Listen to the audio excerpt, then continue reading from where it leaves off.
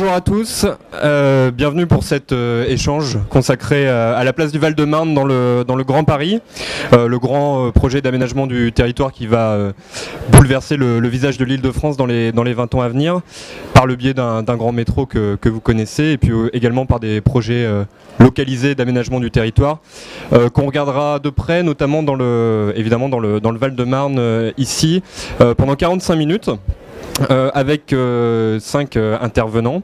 À ma gauche, Jacques Touchefeu, directeur général de l'établissement public d'aménagement d'Orly-Rungis et Seine-Amont. À côté de lui, Philippe Lemoine, directeur général du CILIC, premier propriétaire privé de parc d'affaires locatif en Île-de-France, avec un patrimoine d'environ 1 200 000 mètres carrés. Franck Méred, directeur de l'aéroport de Paris-Orly.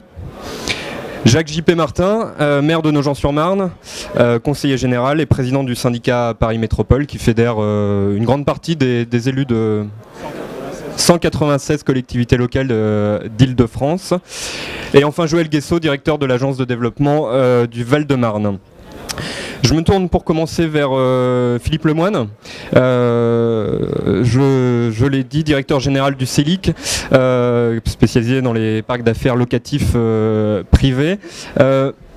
Vous avez commencé votre activité, vous êtes un acteur historique du Val-de-Marne, puisque c'est là que vous avez commencé il y a pas mal d'années quand même déjà. C'est une bonne question. Alors, excusez-moi, je me lève parce que d'abord, la siège est inconfortable. Donc, c'est toujours comme ça.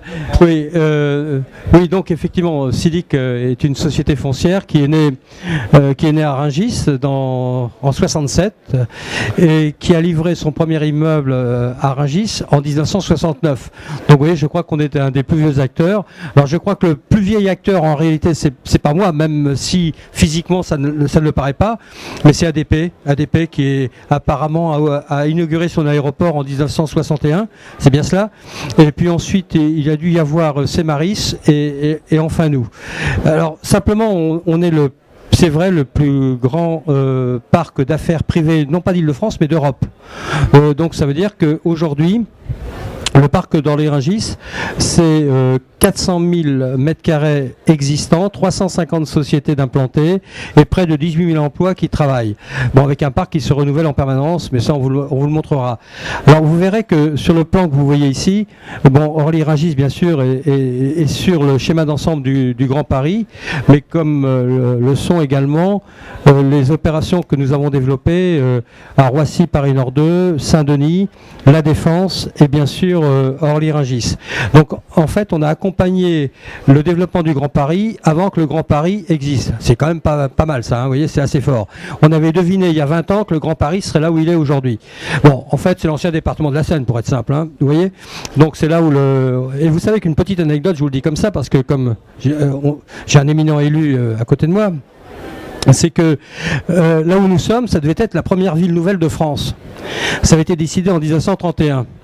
Et le préfet de l'époque, le préfet de la Seine, qui s'appelait le préfet Renard, malin, avait déjà promis le tramway. Le tramway qui devait arriver en 1933. Il arrivera en 2013.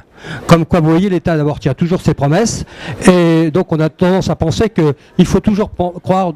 Quand l'État vous dit quelque chose, c'est un engagement ferme, même si au niveau des délais, on peut bien sûr en discuter un tout petit peu. Pardon ? C'est glissant, voilà, c'est ce qu'on appelle glissant, mais finalement ça finit par se faire. Ce qui veut dire que le pôle d'Orly-Rungis c'est un pôle très important historiquement parce que en 69, quand on a fait cette opération, l'immobilier entreprise en tant que tel n'existait pas. Et vous savez que l'aéroport d'Orly était devenu le premier aéroport international de France, puisque le Bourget était devenu un aéroport secondaire, et donc toutes les sociétés étrangères arrivaient par Orly, que ce soit les sociétés bien sûr japonaises, américaines, etc., etc.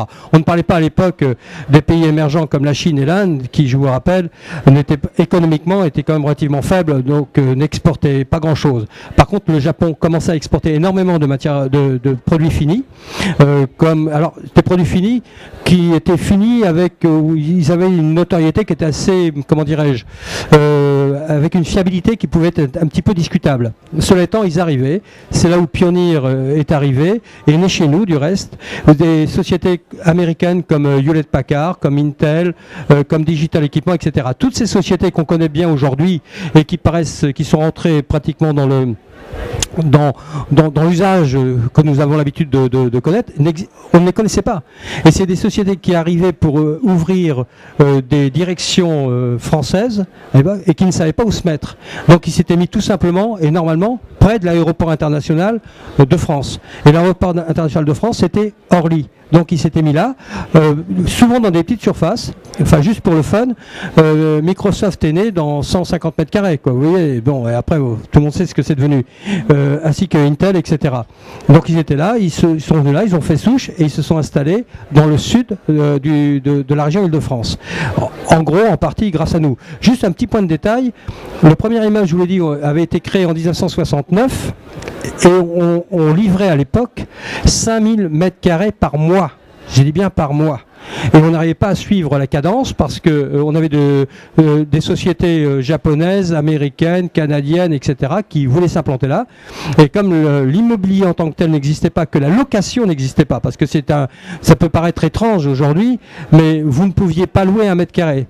Vous achetiez un terrain, vous construisiez l'unité pour faire soit des bureaux, soit votre usine, soit des entrepôts, mais vous ne pouviez pas louer d'opération. Le crédit bail venait juste d'apparaître, c'était en 1967.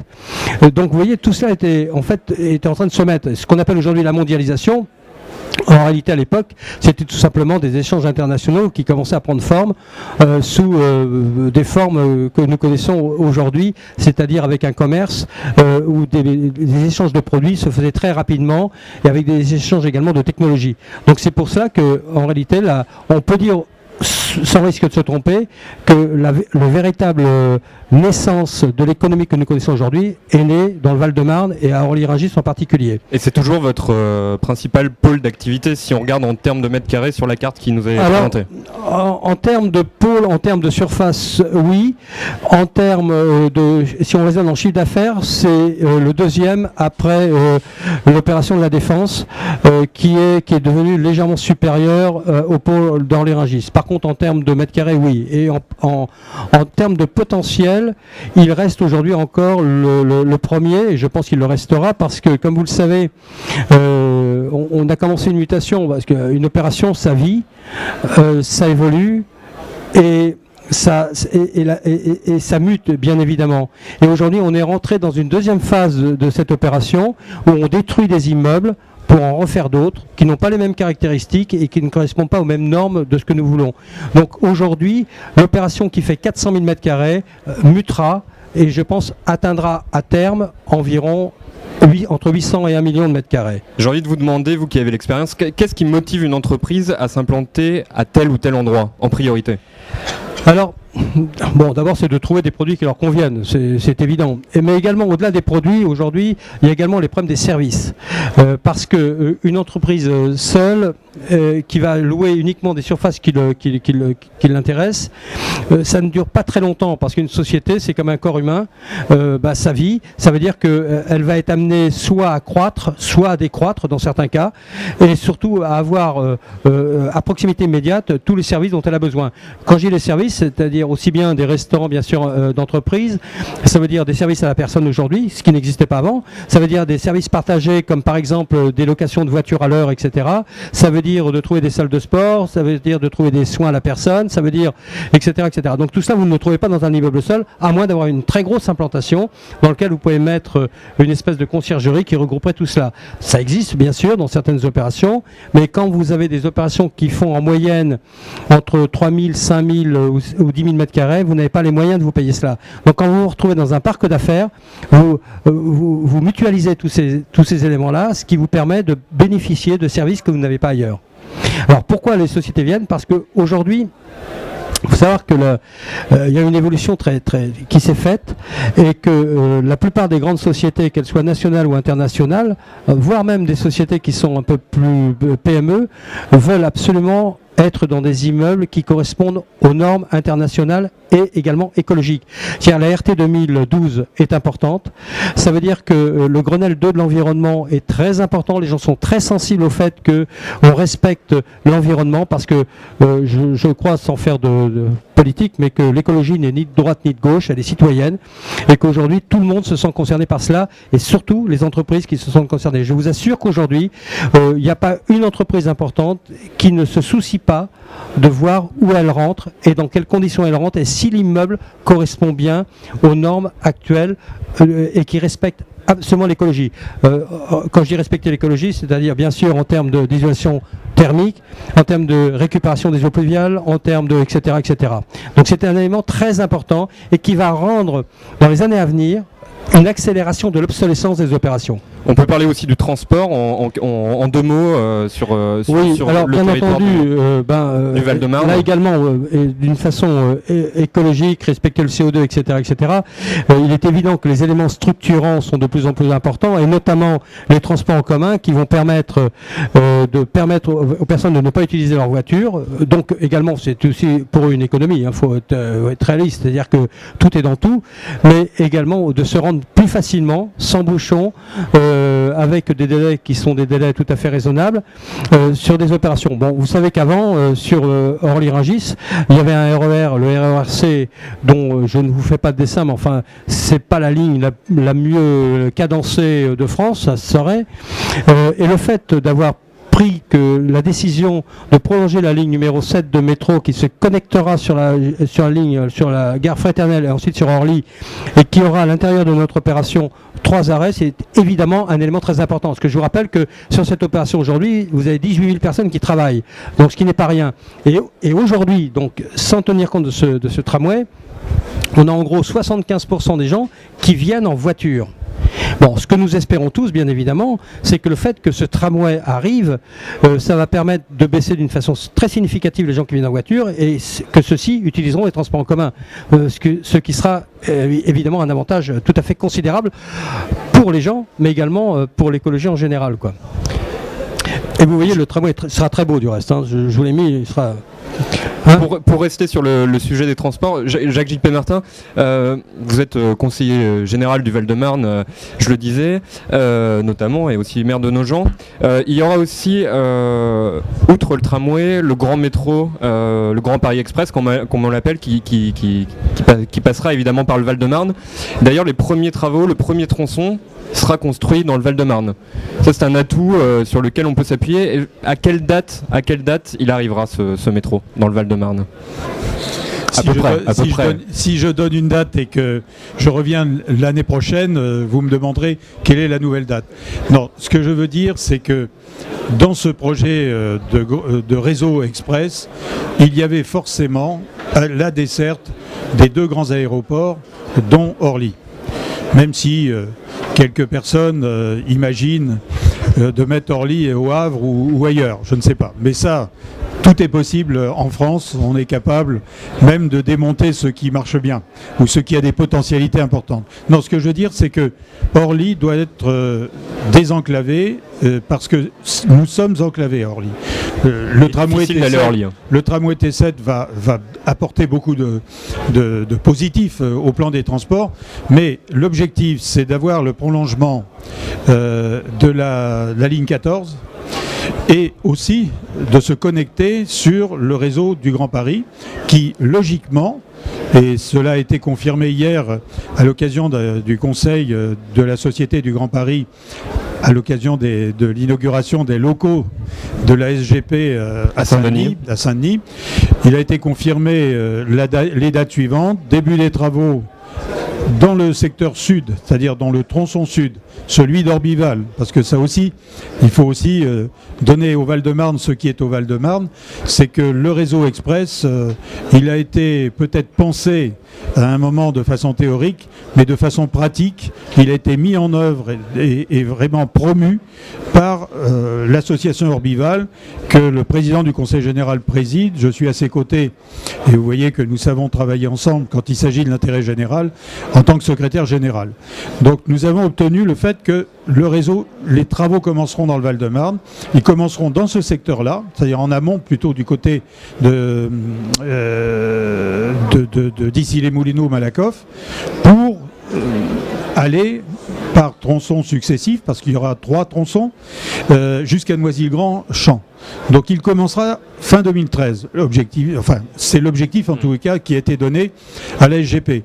Et l'inauguration de ce tronçon est actuellement prévue pour 2018. Donc ça n'est pas renvoyé au calendrier grec, si c'est le cas de le dire. Non, c'est véritablement sur une période que l'on peut appréhender quand on a des projets économiques dans ce secteur-là. Et il a été confirmé à la SGP que le prolongement de la ligne 14 serait aussi parmi les premières réalisations. Je dirais même avant même le réseau Grand Express, c'est par la ligne 14 que le projet va commencer. Autre point, c'est que la SNCF, dans le cadre de la grande rocade SNCF, envisage une gare TGV sur le secteur. Ce qui fait que l'interconnexion que nous aurons sera particulièrement intéressante. Et en plus, elle aura la possibilité non seulement de relier ce secteur très important du Val-de-Marne, mais aussi d'Île-de-France, au nord, au sud, à l'ouest, à l'est, mais aussi à l'ouest du côté de Saclay. Donc là, nous sommes dans une interconnexion, je dirais, très valorisante pour tous, et en particulier pour celles et ceux qui ont déjà parié sur Orly, comme la Silic, dont son responsable vient d'expliquer les projets. Avec un grand carrefour aussi à Villejuif, peut-être sur ce métro. Oui, bien sûr, Gustave Roussy, Villejuif, etc. seront concernés. Juste, permettez-moi de rajouter un mot, parce qu'il y a un élément très important. On a parlé d'Orly, donc je ne vais pas bien sûr me substituer aux représentants d'Orly ici, mais moi je trouve qu'on est confronté à un petit problème quand même, c'est que, comme vous le savez, dans ce site, dans ce secteur, il y a énormément de sociétés internationales qui se sont implantées. Vous allez avoir le plateau de Saclay qui va se développer, sur lequel des centres de recherche vont s'implanter, etc. etc. Qui doit devenir le grand pôle universitaire de l'Île-de-France. Le grand pôle universitaire. Bon, moi je pense qu'il faut, en accompagnement, il faut que Orly redevienne un aéroport international de business. C'est-à-dire que, en clair, c'est très gentil de desservir Marrakech pour les vacances et le Mali pour aller se balader, mais je crois que sincèrement desservir Shanghai, Pékin, New York et autres villes qui sont dans le business, ça serait quand même légèrement plus efficace, parce que si vous vous amusez et si vous êtes chercheur au plateau de Saclay à aller prendre à 18h un avion à Roissy, il faut bivouaquer la veille. Donc je pense que quand même c'est du bon sens que de penser qu'aujourd'hui on a une infrastructure qui est absolument extraordinaire, qui est tout proche de Paris. Il faut que cette infrastructure soit revue et il faut, je pense, réinstituer du business, parce qu'il faut être cohérent. Parce que c'est vrai que la France, M. Martin le disait, et je partage son avis, on a l'art et la manière de se tirer des balles dans le pied. Je pense qu'il faut être cohérent en tout. C'est-à-dire que si on veut faire des pôles d'affaires, des pôles d'excellence, des pôles de recherche, les grandes écoles là, il faut que les éléments structurants accompagnent cela. Sinon, ça ne sert à rien. Et bien justement, on va demander à Franck Méred, directeur de l'aéroport de Paris-Orly. On parlait juste avant de commencer ce débat, vous disiez je suis plutôt heureux de ce qui se passe avec le réseau du grand métro du Grand Paris.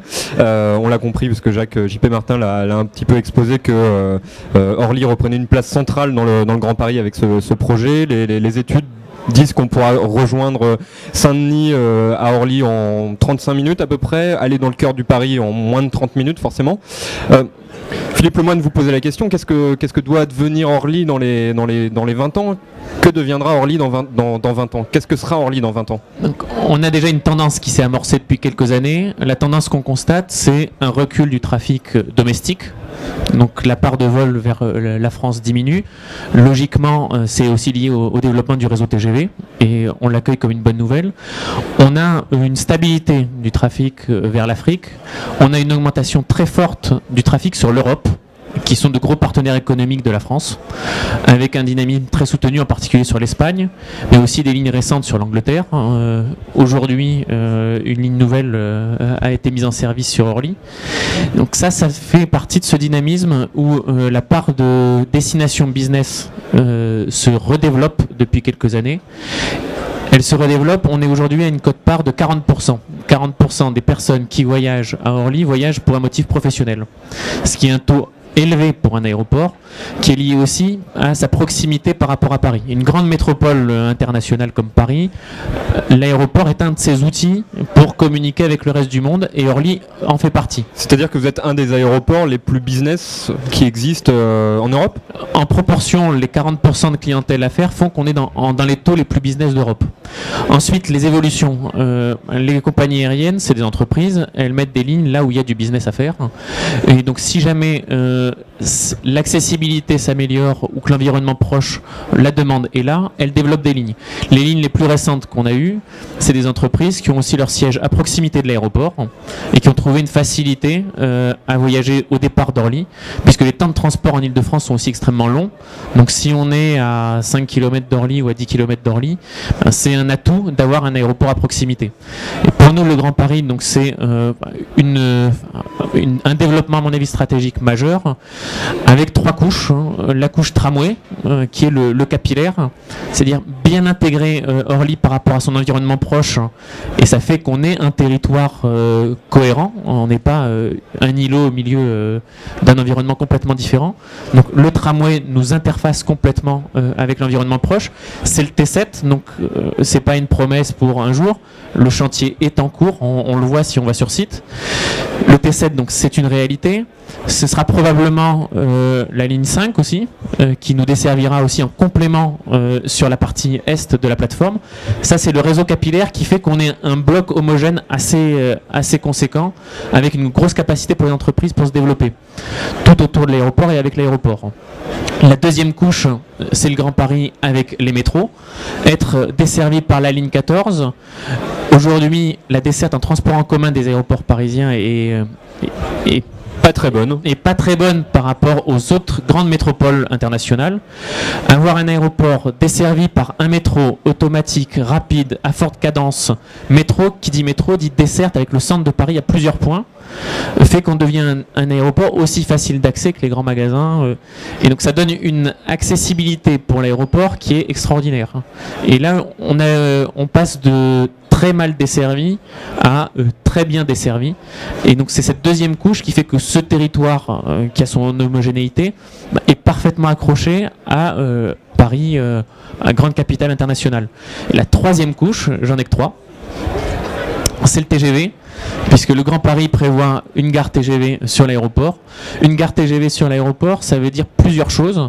Ça veut dire faciliter l'intermodalité, ça veut dire faciliter la réutilisation de créneaux pour du long courrier et des destinations business complémentaires aux destinations business qu'on peut avoir avec le TGV. Première chose. Et deuxième chose, ça devient un pôle de transport extrêmement puissant, y compris pour des destinations point à point. Même des personnes pourront prendre le TGV à cette gare-là. C'est une gare TGV toute destination. C'est pas comme la gare Montparnasse qui fait l'ouest, la gare du Nord qui fait le Nord. Là, c'est une gare qui pourrait monter à 70 trains jour, raisonnablement, vers toute la France. Donc on a un système de transport, vu aussi des entreprises et du territoire, qui nous connecte très très bien à la France entière, quasiment. Au niveau aérien, ça permet d'accentuer ce redéploiement sur des destinations plus long courrier. Et la tendance unanime, après il y a des débats sur les taux, la tendance unanime qu'il y a sur les prévisions sur le transport aérien, c'est qu'il sera tiré par le transport international, et plus fortement le long courrier. Parce que le transport aérien, il est lié aussi au développement économique. Les zones à fort développement économique avec qui on va multiplier les échanges, c'est ceux-là qui vont nous tirer. Les compagnies aériennes mettront des lignes là où il y a de la demande. Merci. Jacques Touchefeu, vous dirigez l'établissement public d'aménagement d'Orly-Rungis Seine-Amont. Est-ce que vous pouvez nous dire un mot déjà de ce que vous faites, puisque c'est pas forcément, tout le monde ne sait pas forcément, et puis également nous préciser les projets d'envergure actuellement très territorialisés, qui sont ce qu'on appelle les contrats de développement territorial dans la loi sur le Grand Paris, notamment les Ardoines, qui est un projet qui appelé à devenir un site majeur du Grand Paris selon le préfet de région notamment. Oui, alors on s'occupe du territoire d'Orly-Rungis Seine-Amont, donc c'est ce territoire entre Paris et Orly et le long de la Seine. avec une particularité, une singularité qui est le système de conduite de ce projet, qui est un assemblage des 4 niveaux de puissance publique, les 12 communes, le département du Val-de-Marne, la région et l'État. Cette singularité fait qu'on a toutes les chances de faire converger toutes les énergies et toutes les mobilisations au service du développement de ce territoire qui effectivement a beaucoup de potentialité et en fait est une pièce importante du Grand Paris. Alors pourquoi d'une part parce que il y a 7 gares du réseau du Grand Paris sur le territoire Orly-Rungis-Seine-Amont qui vont donc arriver avec la rocade, le métro en rocade et la ligne 14 dont mes prédécesseurs autour de cette table ronde ont longuement parlé. Et puis il se trouve que autour de ces nœuds de transport très importants qui sont générateurs de développement par construction, le méga nœud de transport sur Orly existe, on en a parlé avec toutes les couches, du sud métropolitain au métropolitain en passant par le national et l'Europe et l'international, fait que là on a effectivement quelque chose de très fort et qui se conjugue en même temps à des potentialités d'un territoire qui est bâti aujourd'hui, qui est construit aujourd'hui, qui a une dynamique économique, mais qui a des grandes pièces urbaines qui sont aujourd'hui dans un urbanisme dépassé et qui présentent des potentiels importants de compacité, de fabrication de villes et autour notamment de ces gares du Grand Paris. C'est d'ailleurs pas un hasard si la candidature du Val-de-Marne à la fabrication, à la construction du grand stade de la Fédération française de rugby se situe dans le Val-de-Marne à cet endroit-là. Déjà parce qu'il y a effectivement ce méga nœud de transport. Il s'agit de Thiers-Orly. Oui, c'est la candidature de Thiers-Orly, mais c'est aussi parce qu'il y a un espace qui peut effectivement accueillir dans ce nœud de transport toute une reconquête, toute une régénération urbaine, un développement urbain très important. Et puis l'autre secteur de développement urbain très important, c'est les Ardoines à Vitry-sur-Seine. C'est aussi sur un des nœuds qui va être généré, de nœud de transport qui va être généré par le réseau du Grand Paris. C'est le croisement de la rocade Orbival et du RERC, donc en radial, qui est tout près de Paris. En fait, c'est à 3 km de Paris. C'est bordé par la Seine. C'est une grande zone industrielle qui aussi a son obsolescence. Enfin, elle est d'un temps révolu. C'est pas du temps d'aujourd'hui. Il y a beaucoup d'entreprises qui y sont, et donc l'idée, c'est effectivement de les conserver, mais dans un système de réorganisation urbaine, de compacification, de fabrication d'une ville en bord de Seine, puisqu'aujourd'hui la ville s'arrête aux voies ferrées, et il y a encore un grand espace qui fait 300 hectares pour aller jusqu'à la Seine. Et donc c'est un très grand potentiel de développement qu'on a mis en évidence, qu'on a construit complètement avec la mairie de Vitry. Et qui doit devenir quoi alors? Il va devenir un morceau de ville dans lequel on trouvera tout ce qui fait ville en fait. C'est-à-dire en fait à la fois la qualité, l'aménité, le côté agréable de vivre dans un lieu construit, dans un lieu urbain, avec ses respirations, ses espaces publics, la Seine, mais aussi ça signifie le mélange des fonctions, les logements, l'activité tertiaire sur les gares, l'activité industrielle productive. Effectivement, il y a une activité SNCF, il y aura une activité de production d'électricité, et puis il y a des entreprises productives qui sont là, qui sont très intéressantes, qui sont appelées à y rester. Voilà, donc et puis des équipements, bien sûr, qui vont avec pour fabriquer de la vie.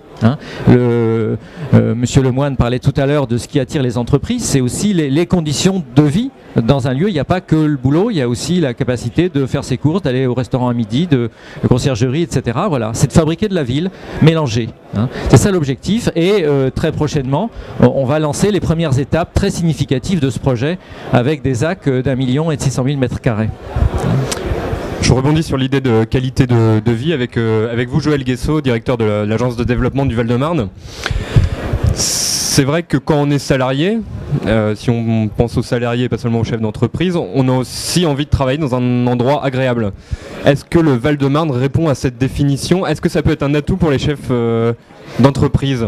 C'est une bonne question. En tout cas, je ne peux qu'y répondre favorablement, positivement. C'est vrai que c'est un élément d'attractivité. Je crois qu'on en a les uns et les autres cité un certain nombre, mais lorsque l'entreprise a pesé à une décision d'un lieu par rapport à un autre lieu, ça fait partie aussi des éléments qu'elle pèse, qu'elle met dans la balance. Je pense au fleuve notamment. Et c'est vrai qu'en matière de mixité économique, mais aussi mixité en termes d'habitants, de cadre de vie, les fleuves, les cours d'eau, que possède le Val-de-Marne. Les parcs, nombreux parcs aussi qu'on peut trouver dans le Val-de-Marne, ça fait partie bien sûr des éléments qui vont rentrer dans la prise de décision du décideur, de l'investisseur, du dirigeant d'entreprise. Mais ça n'est une parmi d'autres, mais c'est vrai qu'il y en a d'autres qui pèsent aussi beaucoup. Je crois qu'on a cité l'aéroport d'Orly, mais quand on pense à Orly, on pense pas seulement au Val-de-Marne. Vous avez bien compris que c'est un équipement structurant qui réagit sur l'attractivité de l'ensemble de la région parisienne. Alors je vois par exemple Nicolas Prégaud qui est le directeur qui est en charge le développement économique et l'attractivité au Conseil général des Hauts-de-Seine, mais ça pèse aussi pour les Hauts-de-Seine, ça pèse pour l'Essonne bien sûr puisque c'est un territoire partagé, mais je crois que c'est un élément d'attractivité aussi pour toute la région capitale, pour le Grand Paris, parce que c'est une chance aussi en même temps d'avoir deux aéroports internationaux. Et c'est vrai que la tendance que soulevait monsieur Méred, le directeur de l'aéroport d'Orly, je crois on peut la constater. Depuis un certain nombre d'années, c'est un aéroport qui reprend des parts de marché,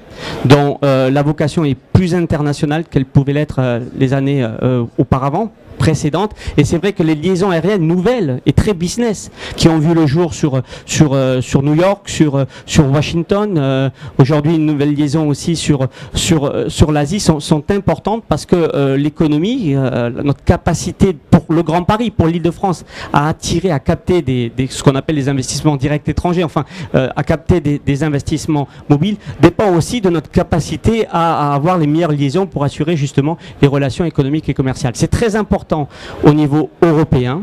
Il ne faut pas oublier que l'essentiel des investissements étrangers en France sont d'abord des investissements européens. Sur le top 5 des pays qui commercialisent le plus avec la France, on a 4 de ces pays qui sont européens, l'Allemagne, le Royaume-Uni, l'Espagne et l'Italie. Donc d'abord, ayons des liaisons qui desservent très bien ces pays-là. Et puis on le voit bien, ça a été dit, les États-Unis restent un apporteur de projets d'affaires extrêmement important. Et de nouveaux pays sont en train d'émerger. C'est là où se joue l'essentiel de la croissance mondiale d'ailleurs.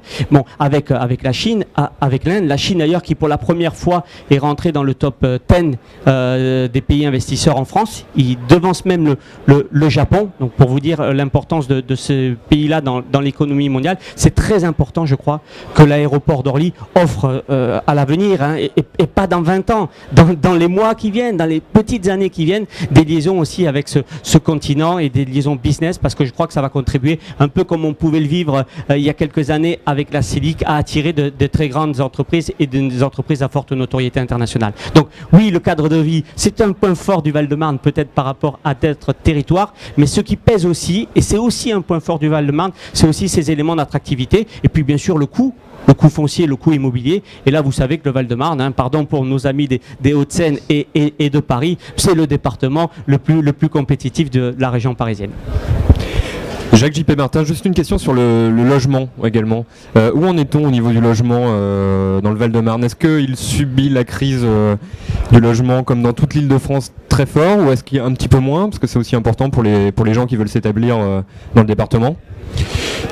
Je pensais que vous me poseriez la question du Grand Paris et du concept sur lequel nous travaillons, mais bien sûr le logement est un des problèmes, et je dis bien un problème commun à toute l'Île-de-France, puisque nous essayons de dépasser 40 000 logements par an, et l'ambition qui a été donnée de passer à 70 000 est une belle ambition. Nous avions un débat hier dans le cadre de l'AMIF aux assises de l'habitat, et nous avons passé l'après-midi justement à échanger sur ce sujet. Il est certain que dans le Val-de-Marne, nous sommes au même niveau qu'un certain nombre d'autres des 4 départements de la Petite Couronne. Nous sommes en retard. Nous avons une liste d'attente en matière de logement qui est très importante. Pourquoi? Parce que nous n'arrivons pas à créer suffisamment, depuis des années, ça n'est pas récent, une offre qui corresponde aux attentes des Val-de-Marnais et puis de ceux qui viennent s'y installer. La palette des logements produits n'est pas assez large pour qu'elle puisse correspondre à ses besoins. Aujourd'hui, il est certain que le logement dans le département sera un outil destiné à pousser aussi l'économique. Ce que je passe mon temps à dire, c'est que nous sommes dans une situation dans le département qui ne peut plus durer compte tenu des potentialités de ce département. Je pense au taux d'emploi. Le taux d'emploi tourne autour de 0,6-0,7, alors qu'en fait, d'autres départements, on parlait des Hauts-de-Seine tout à l'heure, sont au-delà de 1, Paris aussi. Et si nous voulons véritablement faire en sorte que le Val-de-Marne soit un lieu de vie de qualité, il faut rapprocher l'activité du logement. Et l'objectif qu'il faut se donner, c'est d'atteindre le taux de 1. Et nous l'aurons, ce taux de 1, si demain, les réseaux de transport sont suffisamment performants et si la dynamique collective dans ce département est suffisamment volontariste pour créer du logement. Ce qui se passe, c'est très simple. C'est qu'il y a des villes qui sont finies, d'autres qui sont à reconstruire. Et c'est dans cette reconquête de l'habitat qu'il ne faut pas faire d'erreur, notamment au droit des gares.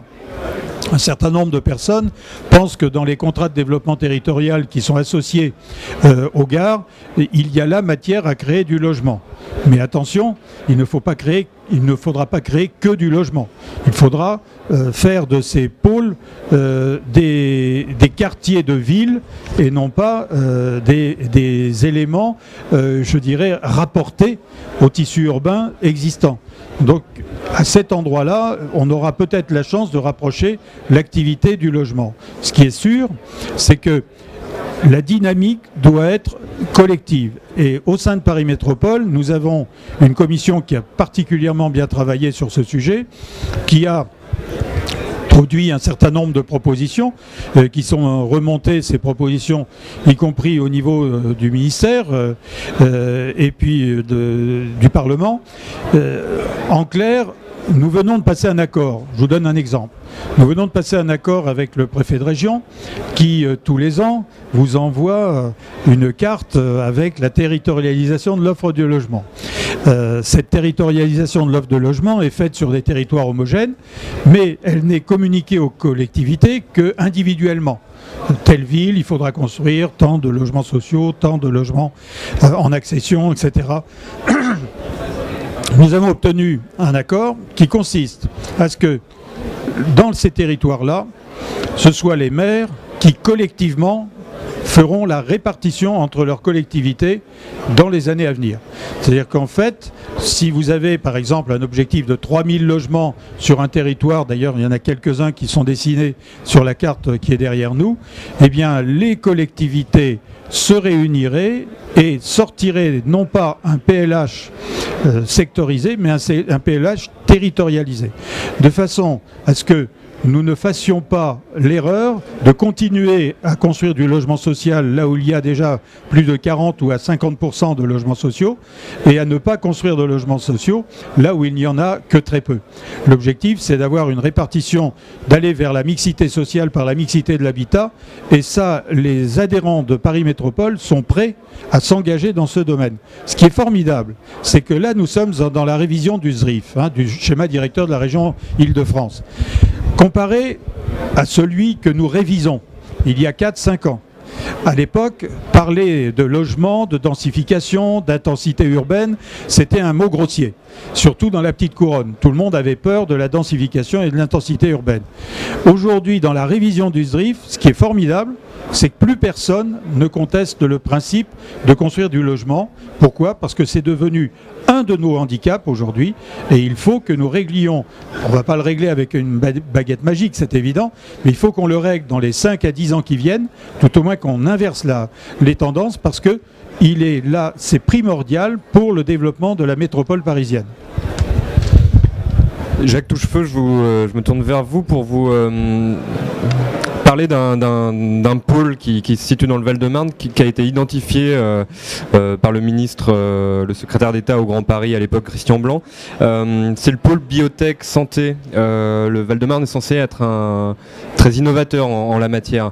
Ça rejoint un peu le territoire dont vous occupez. Quels sont les atouts de ce territoire en matière de biotech et de santé ? Et quel est l'intérêt pour les entreprises Ça va bien au-delà du territoire dont j'ai la charge, puisqu'en fait ça va de Paris jusqu'à Évry en nord-sud, et puis ça part de Créteil en passant par Vitry où il y a Sanofi, jusqu'à Cancer Campus et la vallée scientifique de la Bièvre, et puis après on peut même prolonger sur le plateau de Saclay.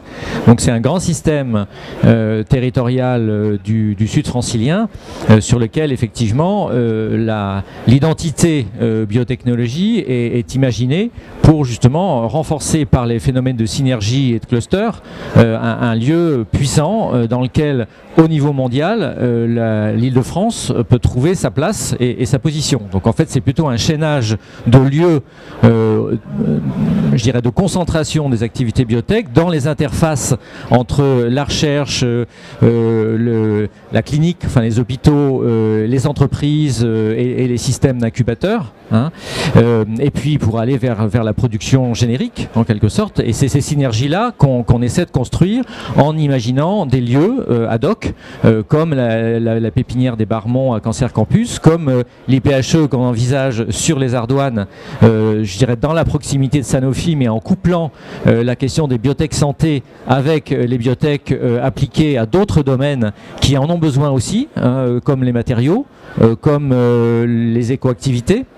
On voit bien que la question des biotechnologies a plusieurs entrées, plusieurs champs d'application, et c'est aussi en croisant ces champs d'application qui ne se parlent pas forcément entre eux, que ce soit la santé ou les écoactivités ou la pollution ou les matériaux, que l'on génère aussi des innovations qu'il faut ensuite, je dirais, élever en quelque sorte dans un incubateur, dans les pépinières, pour que ça nourrisse le tissu industriel et la production industrielle. Donc, je dirais, nous, on est une partie de ce grand système qui est très large, et donc l'idée, c'est qu'on ait une part à la fabrication de ça dans une mise en réseau, et qui est liée évidemment aussi à la question des transports, puisque en particulier l'arc biotech Est-Ouest que j'ai cité, Créteil, Ardoine, Vitry, Cancer Campus, c'est tout simplement le métro en rocade qui passe par là aussi. Voilà. Merci. Philippe Lemoine, vous devez nous quitter, je crois. Est-ce que vous voulez rajouter un mot avant de nous quitter, c'est ça? Il y a Joël qui dit oui, je ne sais pas pourquoi, mais bon, non, simplement la seule chose que je voulais vous dire, c'est que je crois beaucoup à ce territoire et que ses atouts sont considérables, notamment avec la proximité de Paris dont on a parlé, l'élément structurant de l'aéroport qui est vraiment un élément moteur, et bien entendu tous les transports en commun qui sont en train de se mettre en place, et l'activité de l'OIN qui est une activité vraiment très importante où il recompose littéralement le territoire. L'opération d'intérêt national. Donc c'est excessivement important et intéressant pour tout le monde. Parce que c'est un territoire, je vous l'ai dit, qui avait été un des premiers, mais qui n'avait pas été remodelé pratiquement depuis 40 ans en réalité. Donc c'est un vrai sujet. Le sujet était un sujet vraiment enfin, un grand pari qui était à faire. Jacques Touchefeu le fait avec beaucoup de talent. Et je pense que tous les travaux qui sont en train de se faire, toutes les études qui sont en train de se faire, feront que ce territoire va trouver, comme il l'a toujours trouvé du reste, un positionnement économique très fort. Et sur le plan, vous avez posé une question très importante tout à l'heure, sur le plan de l'intérêt et du plaisir que peuvent avoir les gens à habiter là, mais je pense que le plaisir, il est très varié, parce que si vous avez l'occasion d'aller un petit peu dans le Val-de-Marne, vous verrez qu'il y a pas mal de parcs et jardins, il y a pas mal d'activités qui peuvent se faire, il y a bien sûr les cours d'eau qui sont excessivement importants, et puis il y a surtout les activités, car ne nous versons pas d'illusions, l'activité aussi est un des éléments dominants de la vie, parce que dans la vie, il y a plusieurs éléments, mais il y a le travail qui compte aussi. Et quand vous êtes sur un territoire où il n'y a pas de travail, c'est un petit peu compliqué de s'épanouir, quoi. À moins d'être retraité ou nouveau-né. Mais comme on est entre les deux, il vaut mieux quand même qu'on ait du travail. Merci. Est-ce qu'il y a une concurrence, une dernière question, est-ce qu'il y a une concurrence sur le territoire du Grand Paris entre les autres pôles, les deux autres grands pôles qui sont la Défense et la Plaine Saint-Denis? Alors je connais bien la question parce qu'on est sur les trois pôles, donc je peux. Bon, aujourd'hui, clairement, la notion économique est très importante. C'est-à-dire que les bureaux, enfin le prix que des bureaux ou des activités, parce qu'on a toujours tendance à parler de bureaux, et on a tendance à laisser tomber la partie activité, c'est-à-dire les locaux d'activité. Et moi je pense qu'il faut réinventer peut-être des parcs d'affaires, business, mais pas uniquement bureaux, également tourner vers les activités. Et dans ce cas, il faut être simple et basique. Aujourd'hui, les prix du bureau maximum et optimum qui sont dans ces secteurs-là sont entre 250 et 300 euros le mètre carré pour les bureaux dernière génération. Tout ce qui est au-dessus est hors marché. Et pour la partie activité, il faut se situer autour de, pour la partie activité, entre 90 et 100 euros, avec 150 euros pour les bureaux d'accompagnement. Si on arrive à faire cela, si on arrive à sortir des opérations de qualité à ces prix-là, je pense qu'il n'y aura pas de sujet. Ça sous-entend également d'avoir une pression sur le foncier. Il faut que le foncier soit raisonnable pour qu'on puisse, encore une fois, construire à des prix raisonnables et offrir des produits aux entreprises qui cherchent. Parce que, comme vous le savez, les marges ne sont pas extensibles et que souvent les hauts de bilan correspondent aux bas de bilan. C'est-à-dire que si vous avez trop de charges, vous avez des problèmes à l'arrivée. Donc moi je crois que, encore une fois, il faut faire une analyse très simple, très claire et très basique de la situation en disant de quoi ont besoin les entreprises et puis tout simplement le faire. Puis voilà. Je crois qu'on va conclure là-dessus après un mot de Jacques J.P. Martin. Oui, je voulais ajouter à ce qui vient d'être dit une chose importante. Contrairement à ce que l'on pourrait penser, a priori, améliorer les déplacements dans la métropole va avoir un effet intéressant sur les activités. Pourquoi ?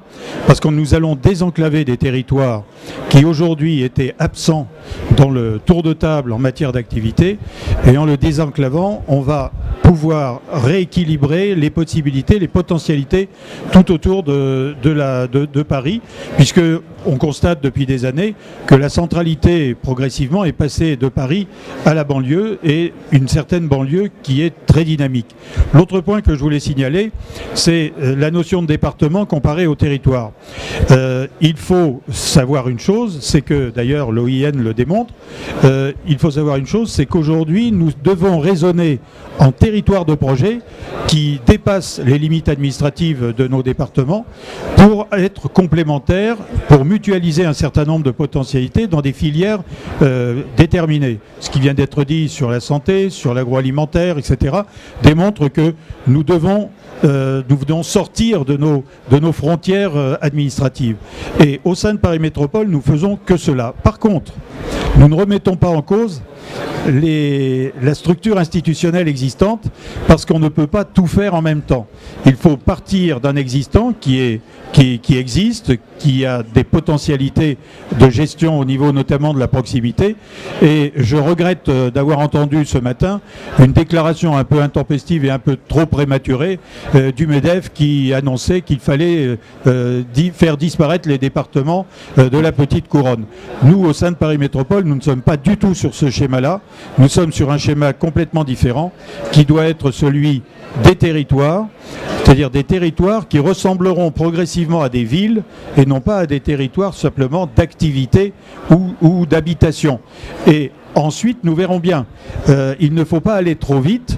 Et ce que nous aimerions, c'est que ceux qui sont en charge de l'économie s'occupent de l'économie et ne raisonnent pas au plan institutionnel. Chacun son business. Aujourd'hui, Paris Métropole est en travail sur la gouvernance future. Cette gouvernance future, nous ne voulons pas aller trop vite. Nous nous sommes donné 2 à 3 ans pour l'imaginer à partir des potentialités de chaque territoire. Et actuellement, nous avançons à petits pas, mais tous ensemble. Parce que la gouvernance, elle doit être... C'est pas par la gouvernance qu'il faut commencer.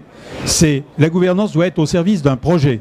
C'est bien un projet d'avenir sur ces territoires dont il faut parler d'abord.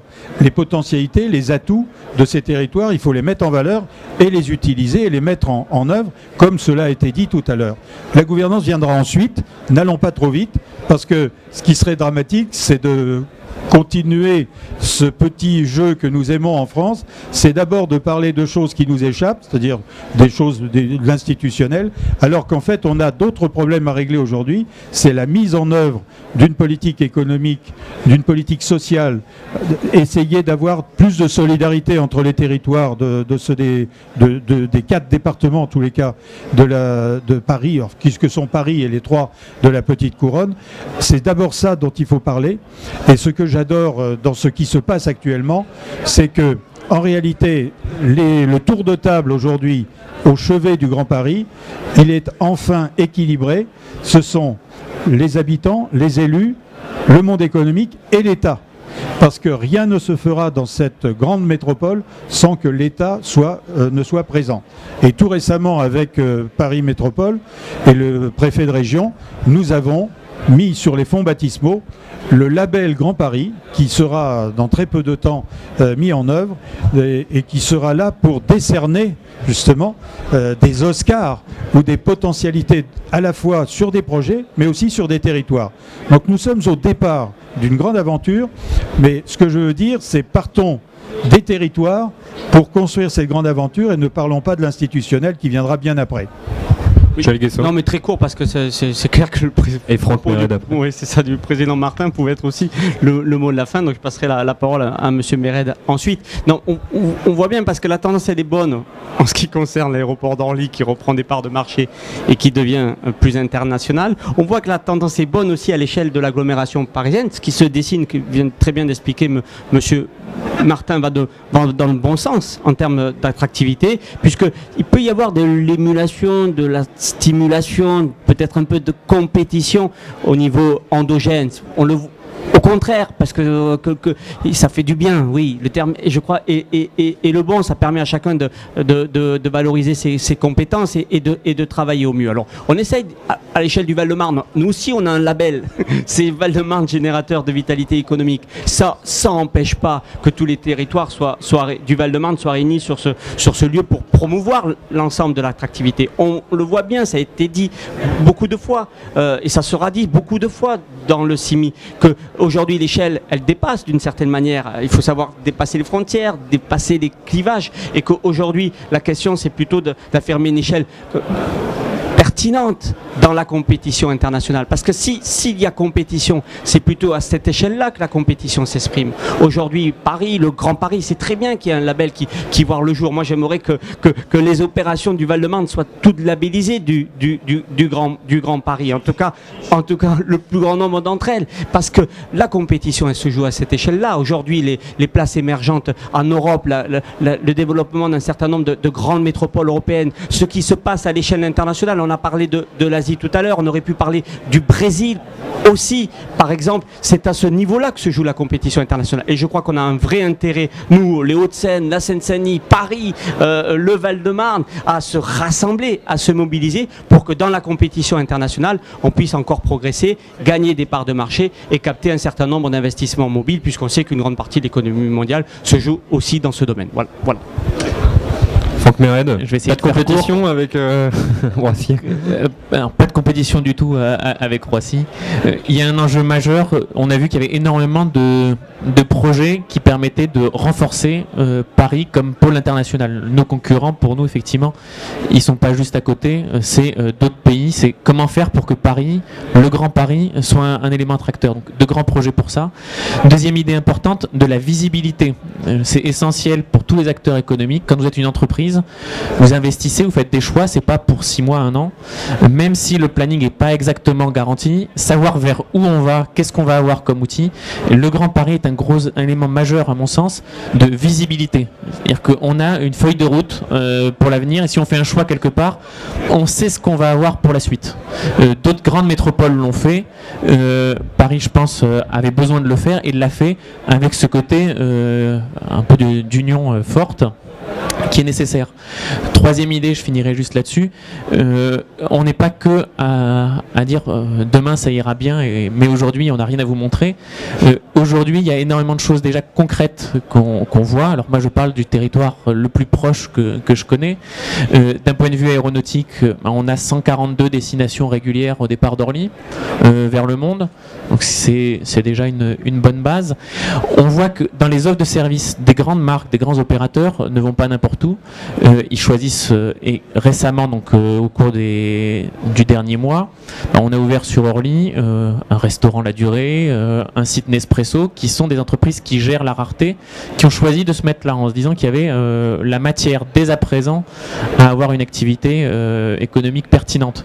Je vous cite pas toutes les marques qui se sont installées, mais c'est cette logique de renouveau qu'on est en train d'organiser et qui est déjà visible aujourd'hui.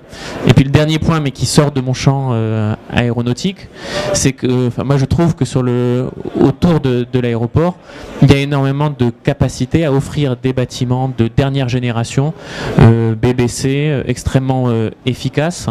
Et c'est la chance aussi d'un territoire qui se remodèle, c'est qu'on n'est pas figé avec un patrimoine bloqué. On a la capacité à avoir une offre adaptée à n'importe quel type d'entreprise, y compris des entreprises qui voudraient énormément de bâtiments d'un coup. C'est possible dans un territoire qui est tout proche de l'aéroport avec toutes ces facilités. Jacques Touchefeu, un dernier mot et puis on va conclure.